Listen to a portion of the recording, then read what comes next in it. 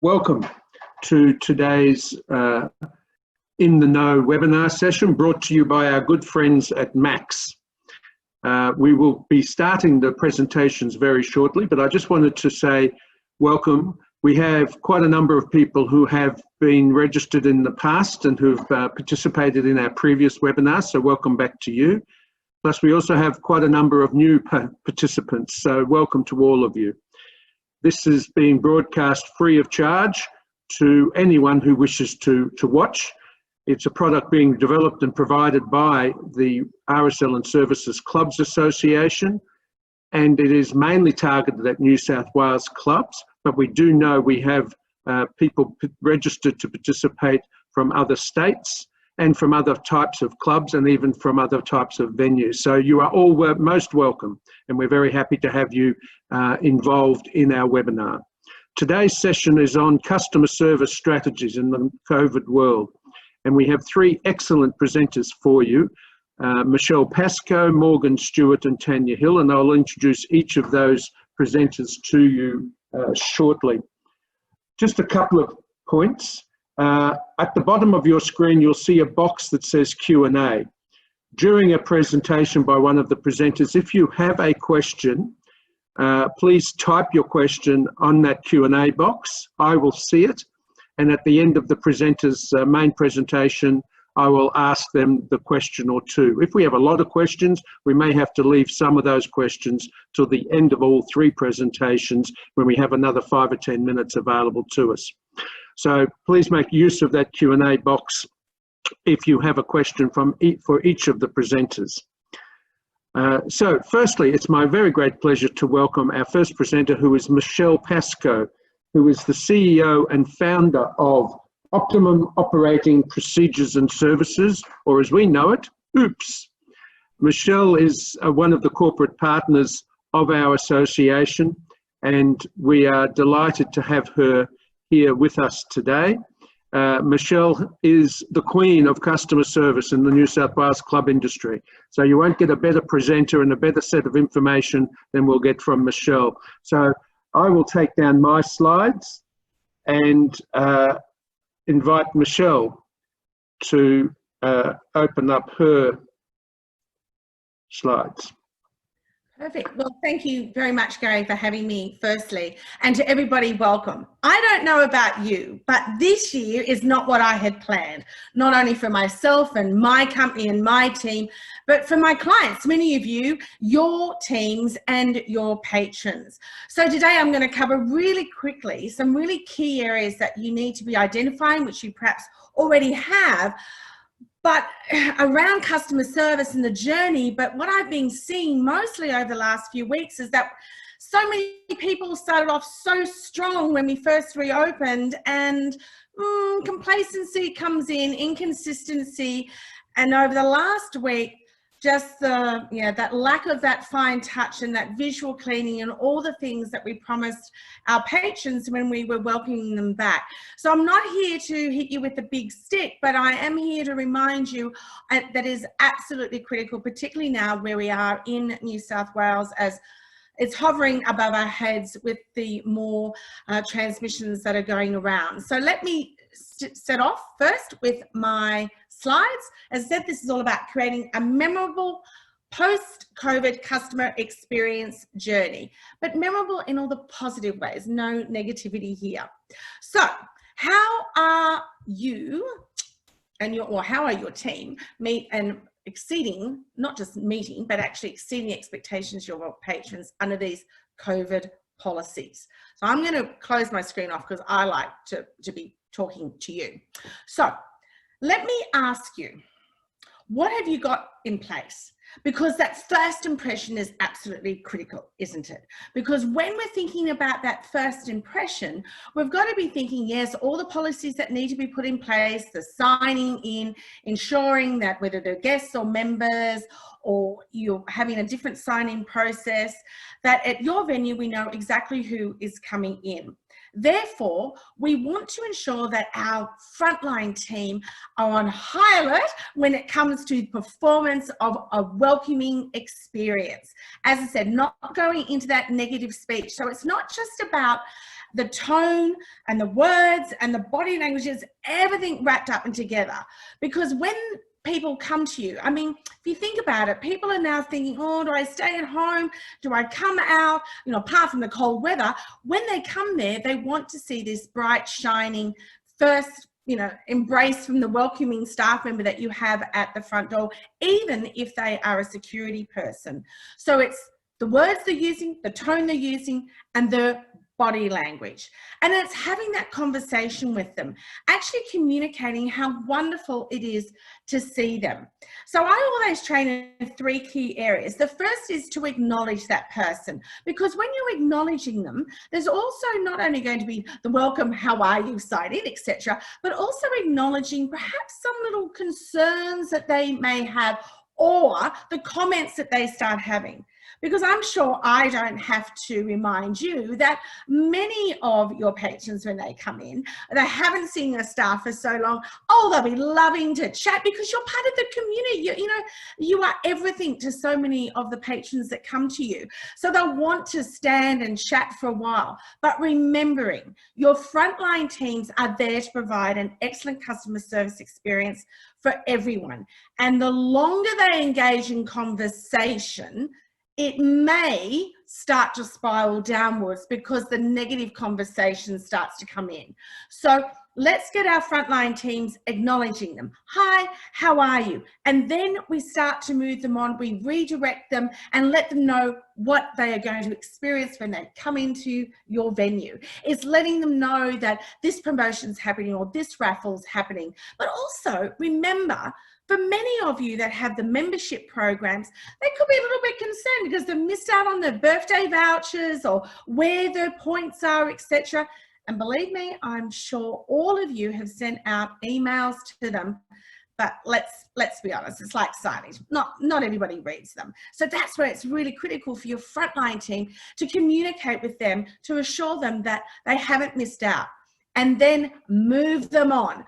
Put them, you know, say, so welcome, you know, the dining areas there, the gaming, the bar, the lounger, please enjoy your stay. And I look forward to seeing you again the next time. So it's acknowledge, redirect, and then move them on. Because otherwise, as I said, they could start to clog up that key critical area. In each area of your venue, each staff member has to be, once again, on that high level of service, of smiling, welcoming everybody back. I know there was a question that had come up through Gary that he asked us to share and respond to, each of us, was about how do we engage our staff? And the most important way is for them, if they're being engaged by you, the leadership team, then they are going to be engaging of the customers. Because I don't know about you, but I've been quite shocked when I've been out there in the big wide world that it doesn't matter what industry it is, you've got some staff members just standing there, you know, the menus aren't out, or they're not cleaning the way they should be, or they're just, it feels like they're doing you a great service to actually be there and taking your order and then your money. And I would have expected that so many more of them would have been bouncing and going, oh, this is fantastic, that we're open and that we're actually back at work, which is a real bugbear from me. So I just feel that if you're engaging your team, and then they'll be engaged with your patrons. And so engagement then will take me on to the second, my second slide that I've got here. So I'll just bring that up here. And I'm just going to move these down here so I can read it. The importance of knowledge shared by the leadership team to support your frontline team. Oh, it is absolutely critical. Now, let me firstly say, for all of you, you have done an amazing job. I have spent the last few weeks going around, chatting to you all, and just hearing about what you've put in place has been absolutely fantastic. And it all comes down to what you've shared with them.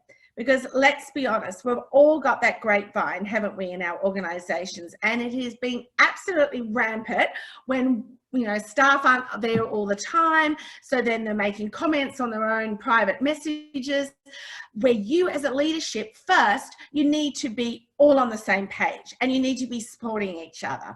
in the face that when you go out to your frontline team, you are all saying the same message. You need to let them know what's happening in your venue and what's happening on the breaking news that they could be getting, you know, on their phones or hearing from family and friends.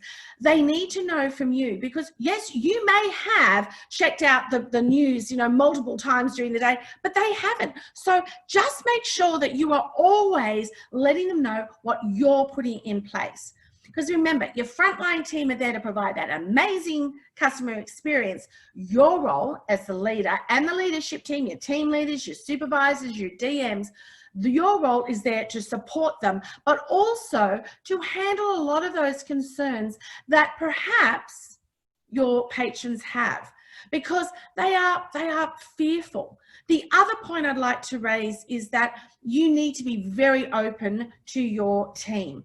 With the concerns that are going around now, with not just hospitality venues, but other venues here in New South Wales, the concern would be for some of them is, oh, are we going to close down again? I've got to pay rent. I've got all these commitments. How am I going to look after the children if the children, you know, if school's closed? All these things that are going on in their minds, that's where you need to step up, having staff meetings, newsletters, emails, private messaging. If you've got a private Facebook group that I know some of the venues do have, let them know all the time what you've got in plan and listen to them. Hear what they're saying on the floor amongst each other and stop the negative talk. Get in there now and just say to them, this is what we're doing. Because if you don't, their concerns and their fear and their anxiousness will cause doubt in the mind of your patrons. So it is absolutely critical that you step up there and you tell them, seriously, this is what's happening. But also let them know how you're feeling. Let them know that, you know, this is, yeah, it's hard for all of us. And that then drives us into my last slide here about how we handle objections. Letting your patrons actually vent the concerns is not with any physical harm is really, really important. The frontline team are there to help them, but the supervisors and the leadership team are there to support that. By handling objections and concerns will ensure the customer experience is exceptional, with people wanting to come back and tell others about how wonderful your venue's doing. So there are 3 quick tips on my slides.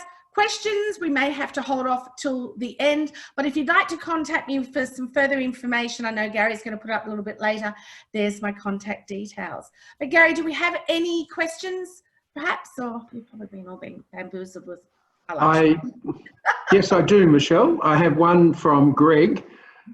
He's saying, Michelle, I'm going to think that front desk staff on a 5 to 8 shift could find it difficult to keep that smile going and be fresh all the time.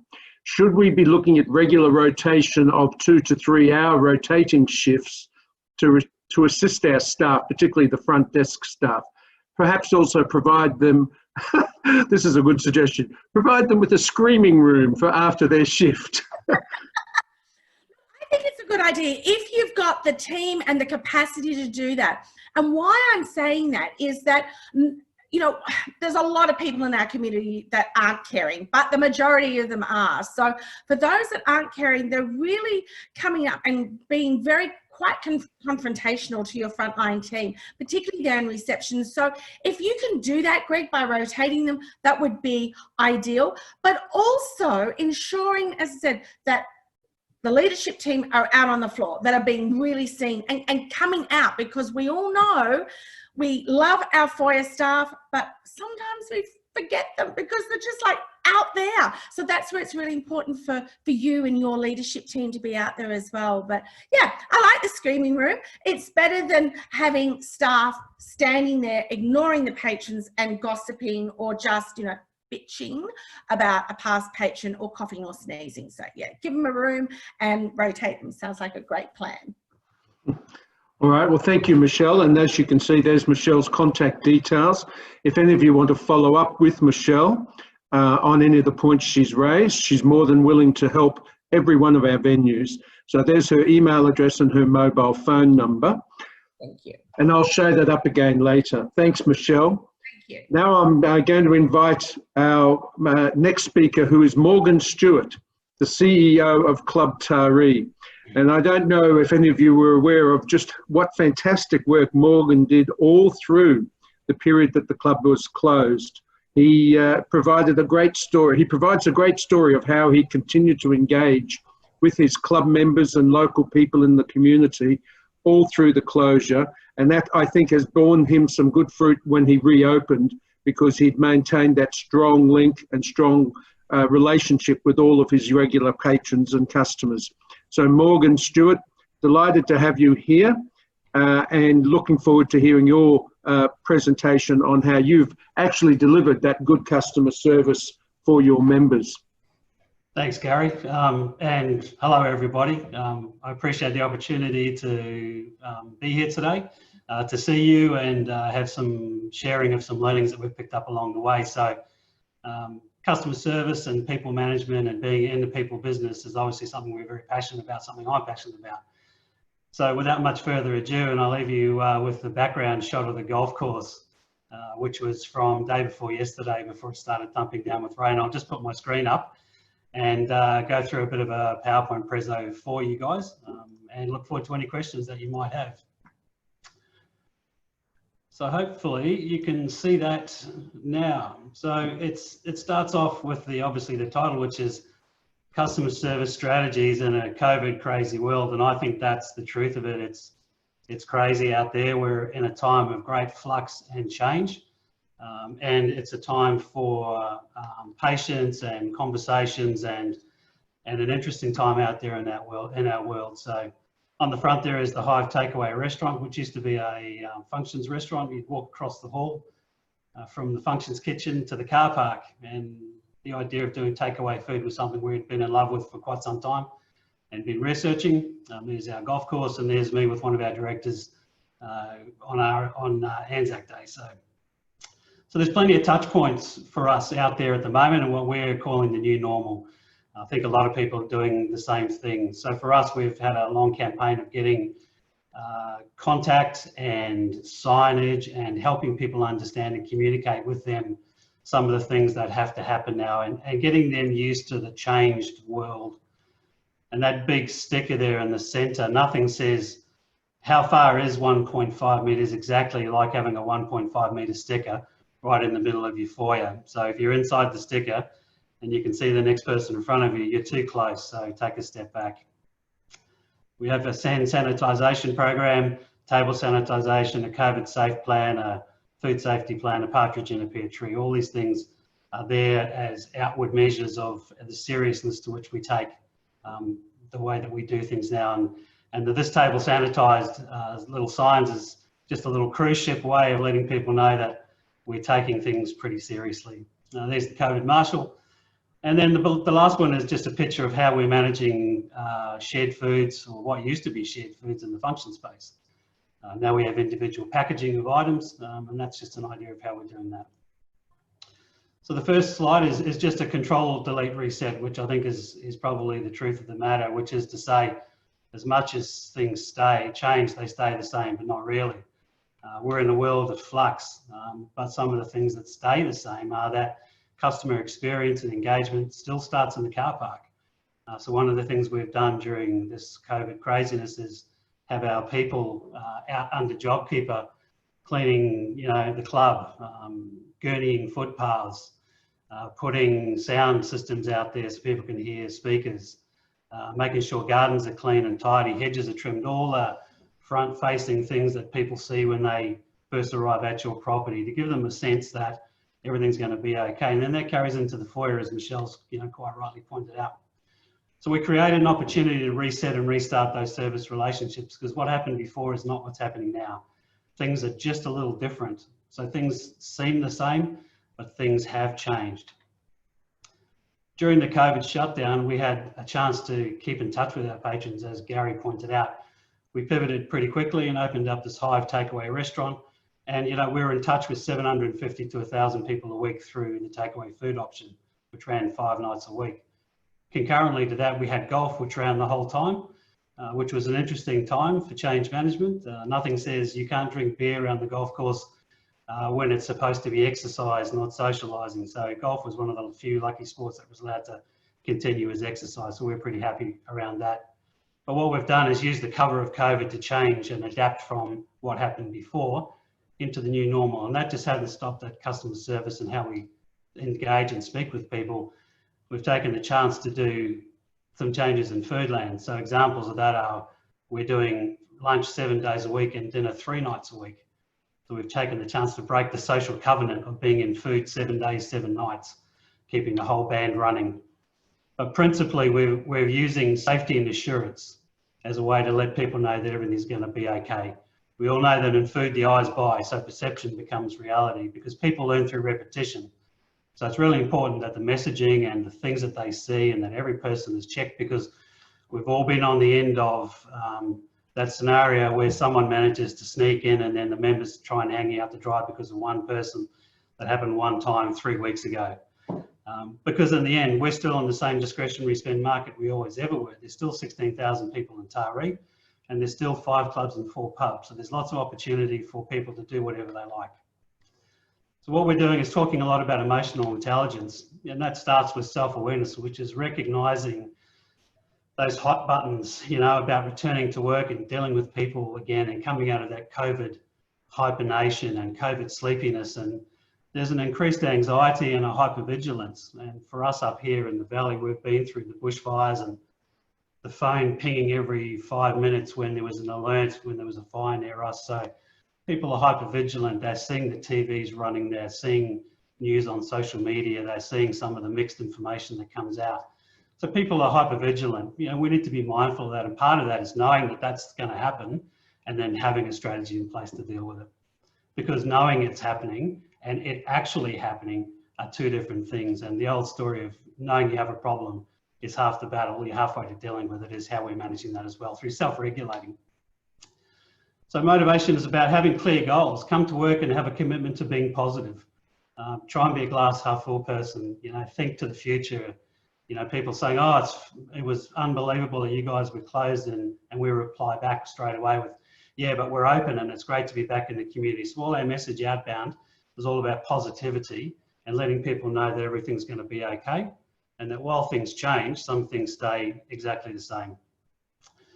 Empathy is realising that you're one half of the relationship. The old "it takes 2 to tango" is as much true now as it was 3 months ago. You've got to buy into it or not buy into it. That choice is yours. You can either be part of the drama, or you can be part of the solution. So knowing that you're one half of it is part of the challenge moving forward. And we're trying very hard to listen more and talk less. And this is strange coming from me, a guy that would talk to a brown dog if it sat still for long enough. But the truth is, we try and listen more and talk less. So we're looking at agility, and agility is partnership, we think, with robustness and transparency. So our people, our singers and dancers, the guys that like talking to members, they're the ones that are out front. They're the ones that are doing that job and carrying that weight for us.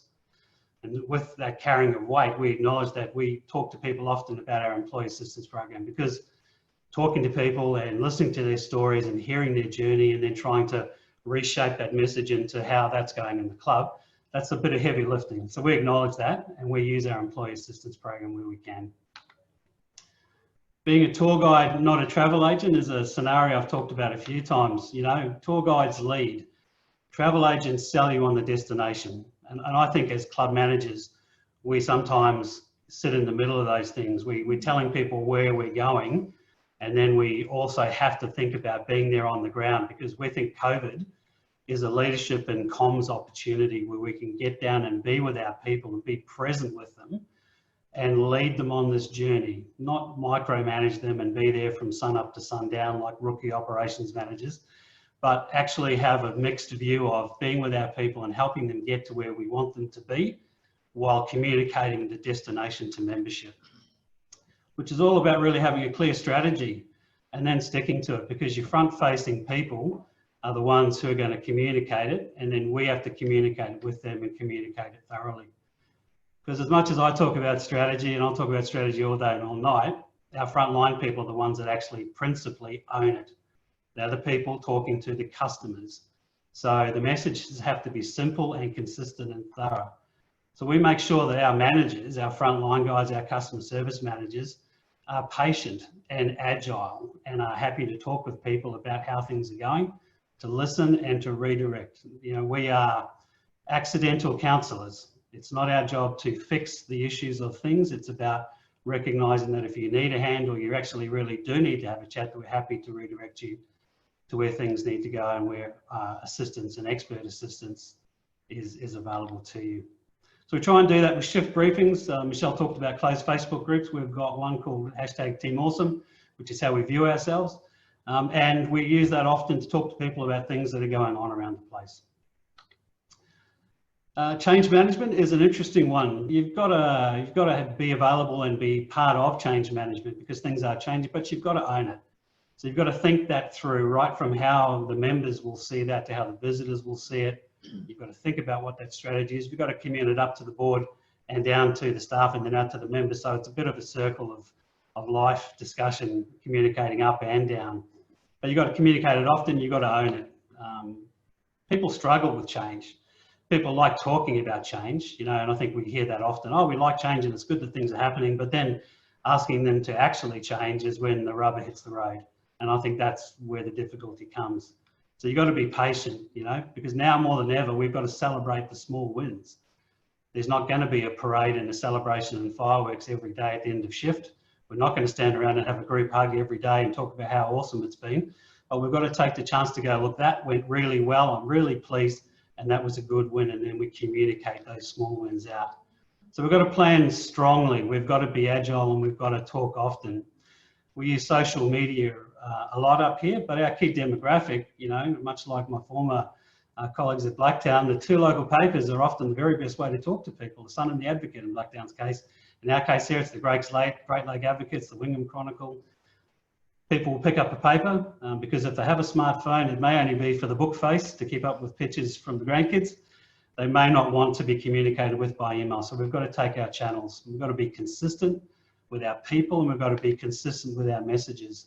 And then what we do is try and use business intelligence to take a macro view of how the whole thing's going rather than just how the gaming revenue is going, because gaming revenue is just one piece of it. It's a large piece of it, but it's one piece. My board here said to me, how are we going against last month? And I said, we're 100% up on last month. The metrics against the June the previous year are a different story. And I said, well, we still qualify for JobKeeper. So let's not get too far down a rabbit hole of exactly how far we were. We plan to be shut for 6 months. We put up 4 rolling forecast models that talked about this, that, and the next thing. But in the end, we've still got to encourage our social seniors to come to our club, to enjoy our food and beverages, and to have the safety and the feeling that everything's going to be okay. So our customer service model has to be bendable and flexible to go with it. And then on the end, just really, please just take care of yourselves. Remember to put the mask on yourself first before you can put it on others. It's really important. Take care of yourselves and of each other and stay safe. Thanks, guys. Appreciate it. Thank you very much, Morgan. And I remind people, if you've just joined us since my intro, that if you have any questions for any of our presenters, there's the Q&A box down the bottom of the screen. We need you to type your question in and they will, I will then read those questions out to the presenters and get their answers. So you can ask questions through the process. So thank you very much for that. Now, Morgan and Michelle have both made some really important points about the responsibility we all have as venues to make sure that we are able to continue to deliver this service to our communities. Our patrons are expecting us to look after their interests, to protect them. They come into our venues knowing that we will be practicing very good COVID safe practices, that we will have the place clean, and if we don't, they'll be the ones to dob us in. So they're expecting us to deliver that sort of safety and protection because that's what they're used to. They're used to our venues looking after them. And we therefore have a very big responsibility in that regard. And one needs to just look at what's happened in Victoria and partly what's happened in New South Wales. But the Victorian situation was just 1 or 2 lapses, 1 or 2 failures of process have resulted in hundreds and hundreds of people being infected. So we only need one lapse by one venue with where we've got a couple of hundred people in the venue, and if we have a couple of lapses in procedures, then we could be going down the Victorian path, and none of us want that. So it is important. The challenge we have is that government, understandably, in response to developing situations, are changing the rules all the time. They're introducing new guidelines, new procedures. And it's a real challenge to keep our staff informed and trained and aware of what their responsibilities are. And that's why our third speaker today, Tanya Hill from Barrington's, is very important, has got a very important topic. And that is the training element. Constantly keeping that training up for all of our staff, particularly since we are in a very fluid situation where governments are having to respond to developing issues and then changing the rules. So Tanya, who is the Executive Manager for Clubs Consulting within Barrington's, welcome. We're very happy to have you here to talk about that key element, and that is keeping the staff trained and informed. So welcome to you. Thank you. Get my screen up. Hi everyone. So as Gary said, I'm just going to talk about a little bit about training and your staff engagement because that really has such a huge impact on the overall customer experience when you have staff that are engaged. To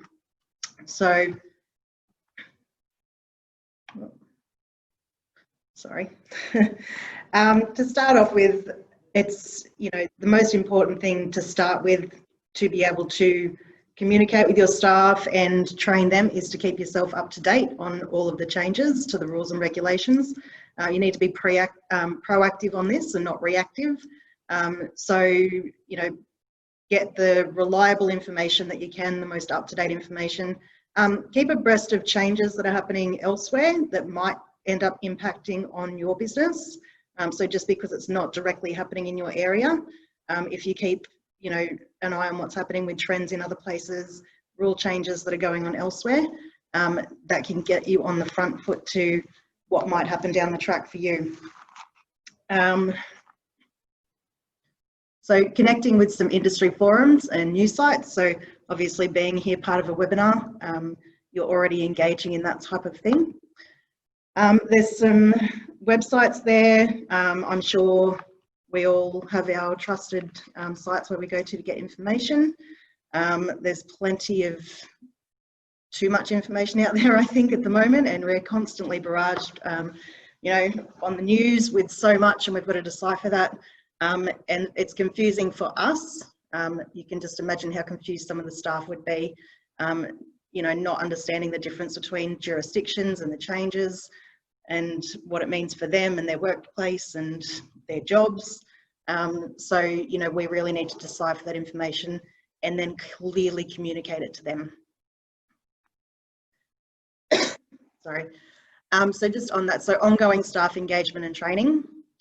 So staff engagement will have an overall impact on your team morale. So how engaged they are will determine your team morale. So you can have a negative team morale if you're not engaging with your staff and your staff are not engaged with you. And that in turn, as I said before, impacts on your overall customer experience. So your staff engage best when they feel like they've got a purpose and when they feel like they're cared about by you. Getting your team meetings, whether it's face-to-face or online, short videos, create short videos to send out to them, get your team to do videos and share them with each other, update emails, texts, social media posts, things like that. Facebook groups, Michelle mentioned earlier, a really great fun way, and if you can keep the content positive and have some rules around posting on that.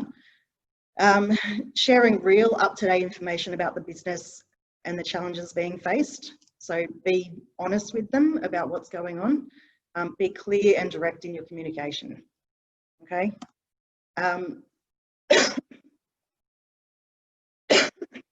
Sorry, I don't have COVID. Okay, so training can be used as a fantastic engagement tool during this period.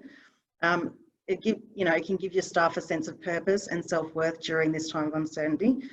It gives them the opportunity to build their skills or upskill them, create new skills and potential opportunities down the track for them.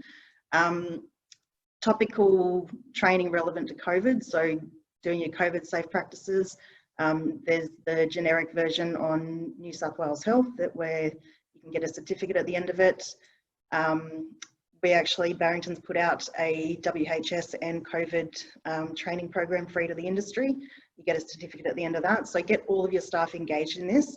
That one gives you more hospitality specific practices that you need to look at rather than just the generic side of things. General hygiene training, just constantly, giving the information about hygiene. Food safety is a huge one. Food safety training, if, I'd say more than 50% of your staff would be handling food, whether it's on your gaming floor, in your bistros, in your cafe, behind the bar, serving pies. So, food safety training is even more important at the moment.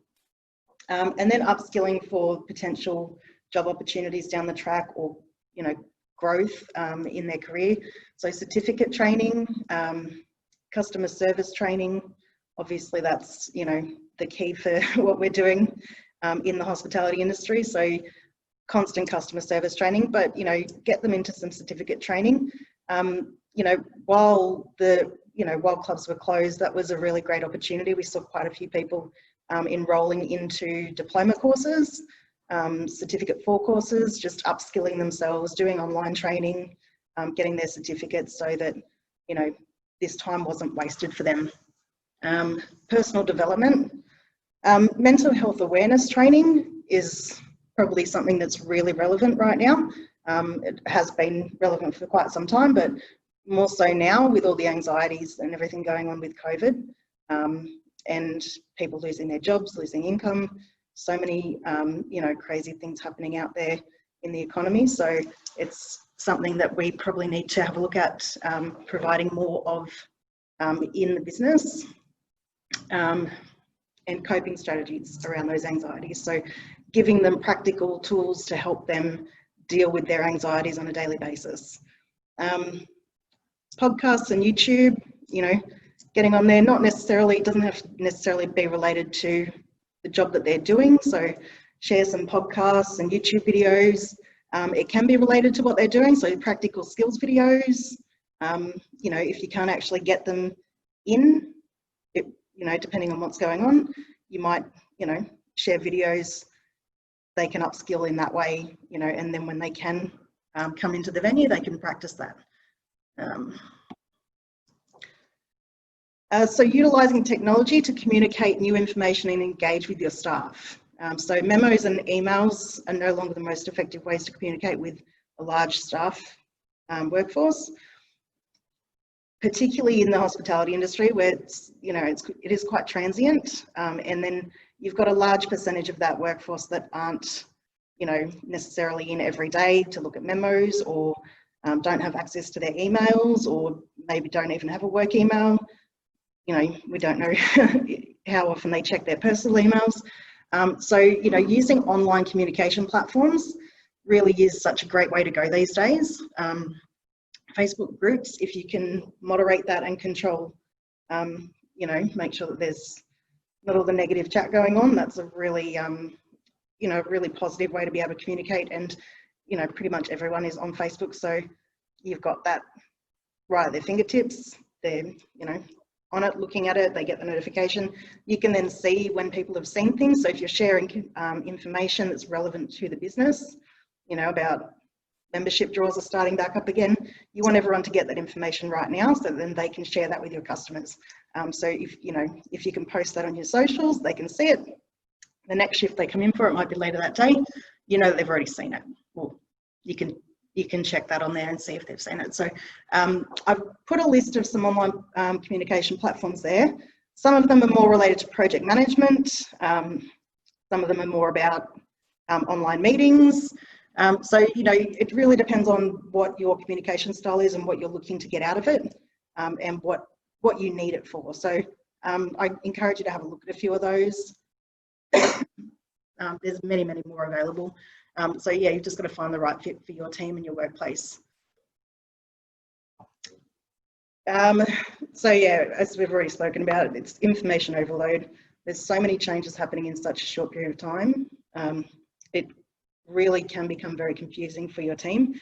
And if they're not getting the right information from you, they then can't pass that on to your customers. So we need efficient communication, consistent communication, and real-time communication. So because everything is changing so quickly, real-time communication, being able to do that through your platforms is just so important.